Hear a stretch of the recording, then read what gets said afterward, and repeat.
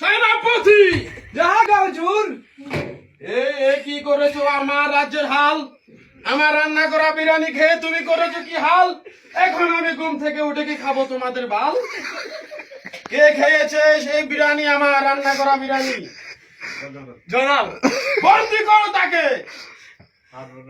পারবো না মহারাজ, কেন পারবে না, কেন পারবে না? আমি কি তোমাকে বেতন দিয়ে রাখিনি?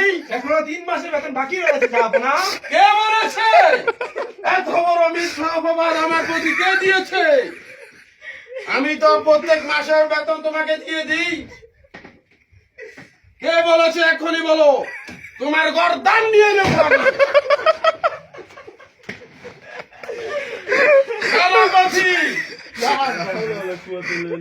এখনো কথা বলছো না?